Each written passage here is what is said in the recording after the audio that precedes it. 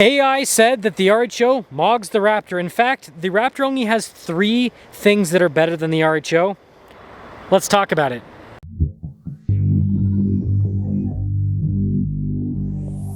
This RHO is being provided by the Doug Smith Dodge Ram Jeep Chrysler here in American Fork. I'll put a link to their website in the description down below. And I've got some great news. They just ordered a bunch of these that are base models. So like this one just has side steps. They've got a bunch in inventory that have no side steps. So like literally the base MSRP plus destination charge. Best deal you can get in an RHO. Okay. Now the number one thing that AI said that the Raptor has over the RHO is the fact that the Raptor powertrain is a known factor, right? It's proven to be pretty darn reliable for a turbo engine, whereas the RHO, well, we don't know at this point, but it did say the RHO blows the Raptor out of the water when it comes to performance. This has more horsepower, more torque, and just accelerates smoother, better. Everything is better with this powertrain other than the reliability. Potentially. Take that, Ford cultists. If you're looking for more straight-to-the-point reviews like this, make sure you subscribe. Guess what? AI thinks that the RHO looks cooler than the Raptor, and it makes sense. Look at the venting. You've got that in the center with the marker lights, and this front end is just incredibly aggressive, and the wide body in this thing, it just looks cool. It has so much road presence, and again, it also matches the Raptor in pretty much every category. Like, you've got tons of underbody protection, you've got recovery points, everything's beefed up. And let me tell you, the robot overlord said that they love the beefed up suspension of the RHO. They actually said that they trust the RHO more than the Raptor with certain off-road circumstances because of the size of the tie rods, the upper control arms, all of that. So again, take that, Ford cultists. Now, one downside with the RHO is the tires. 35s are the biggest you can go, whereas with the Raptor you can go 37s. And AI said that, well, that's a plus for the Raptor, but they also said that Ford is charging so much money for the 37 package that it almost doesn't make any sense. And again, look at this thing. It looks so much cooler than a Raptor. AI does say that the shocks on the RHO are slightly inferior to the Raptor in one sense. High-speed off-roading over rocky terrain, the RHO is not quite as comfortable as the Raptor. The Raptor is super smooth. The RHO, you can kind of still feel things. But from a performance perspective, even though these shocks adjust at a slower rate compared to the Raptor, the robot overlords say these shocks are pretty much just as good, so it's just a comfort thing rather than a performance thing for the most part. AI also said that the standard equipment with the RHO, especially at its price point, is very appealing for buyers. And the bumpers. Likes the bumpers. Also, the dual outlet exhaust tip's pretty cool. Both of them have that. Towing capacity, they said the RHO is better than the Raptor because, you know, although they both tow around 8,000 pounds and have a payload of, you know, mid-teens roughly, the RHO is slightly higher with the capacities. And when it comes to the interior and build quality, AI says that it's not even a competition. The RHO blows the Raptor out of the water. The robot overlord said the interior materials, the build quality, the features inside, got USB ports in the back, it's not even close. They said that with the Ford, you are paying more money, thicker glass by the way, you're paying more money and you're getting an inferior interior. Maybe I should make that into a shirt. Inferior interior, and we'll put a Ford on it. But seriously, half the time I talk to Raptor cultists, they've never been in an RHO or a T-Rex. It's like you get in this thing, and this is the base model too. That's the crazy part. This is so much nicer than any Raptor, literally, with the build. Like, you can tell that the build quality in this, everything is so much tighter. Now, one thing I was wondering about was the tech, because like this doesn't even have a 360 camera. You can obviously get that at a higher price point. But I thought that AI was going to complain about this, but when it looked over like the broad ownership experience of people, even though I've complained about the screen with the response time, guess what the robot overlord said? Not a problem. So surprising. And they also said that this is not a problem. You know, people talk about the clutch-based four-wheel drive system compared to the Raptor's part-time four-wheel drive system. And again, the robot overlords don't seem to mind it. Seems like it's not that problematic. Like, you know, a few people here and there might have issues, but not really over the large scale. And getting a cool plaque in a truck that is $70-ish thousand, that feels special, right? But yeah, I mean, just the utility and everything in this interior, you guys know I'm a huge fan of it. And if you own a Ford, get into a Ram interior and you'll know what real quality is. So, just do it. Now, the robot overlord said the pricing of the RHO is just so appealing. This one with just side steps, $78,000. You can get these for about like, what, $75, $76K for the MSRP price if you have just no options added whatsoever. Way less than the base price of a Raptor. But it's not a Raptor! That's what someone with an inferior interior would say. Let's drive it. You You know, one thing that Ram doesn't do as well as Ford, accurate thermostats. So it says 122 degrees. On the tarmac there, it's probably actually about 105 to 108, somewhere around that range. So still hot.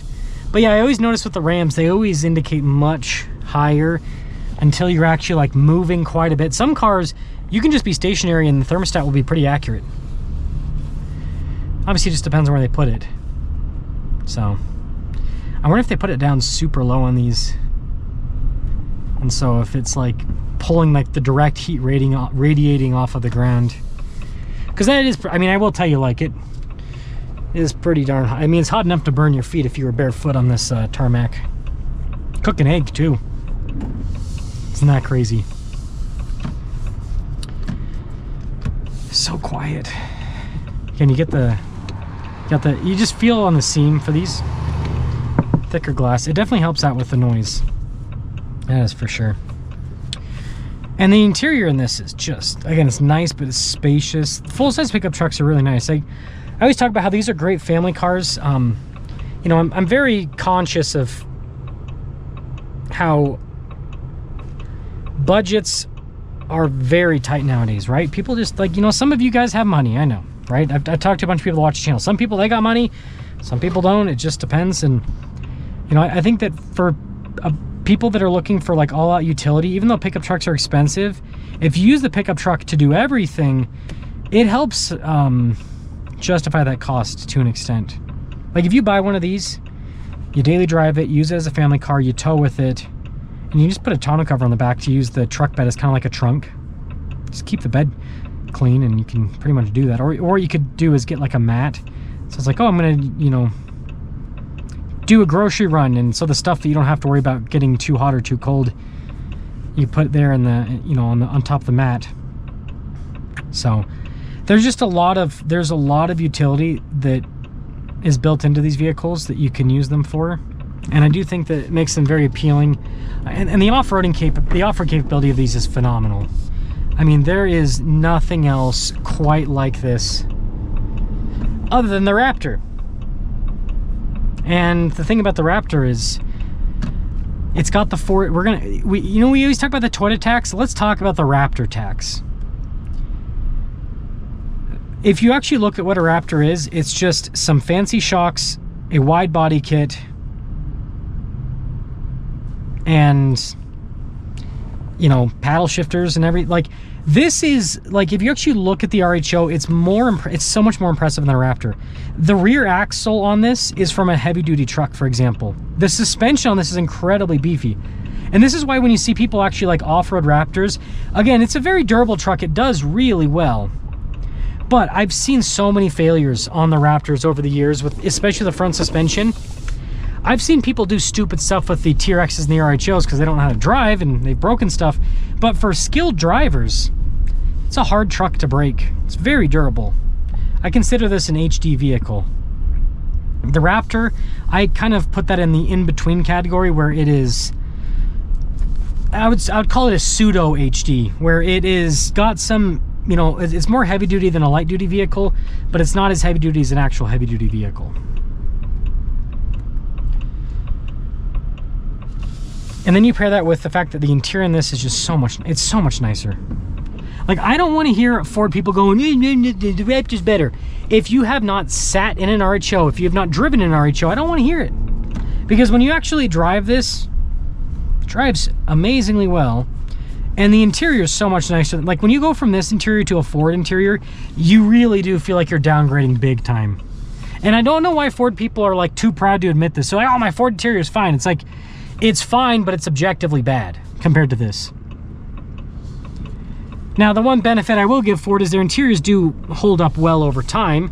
So it's like you have a cheap interior, but it always feels cheap. Doesn't get cheaper feeling.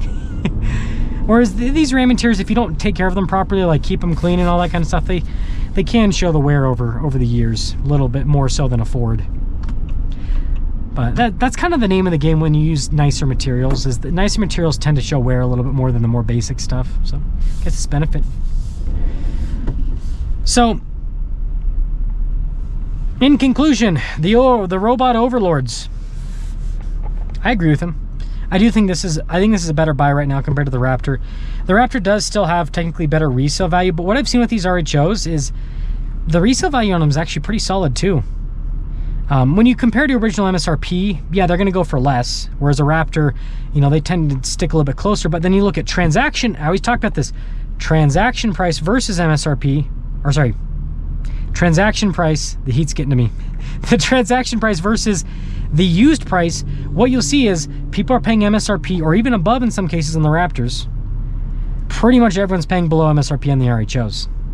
So if I buy a Raptor and I pay, let's say, $85,000 for it, and then it's worth $80,000 after I trade it in after, you know, not trade in value, but let's say retails for $80,000 after I put 10,000 miles on it, relatively accurate.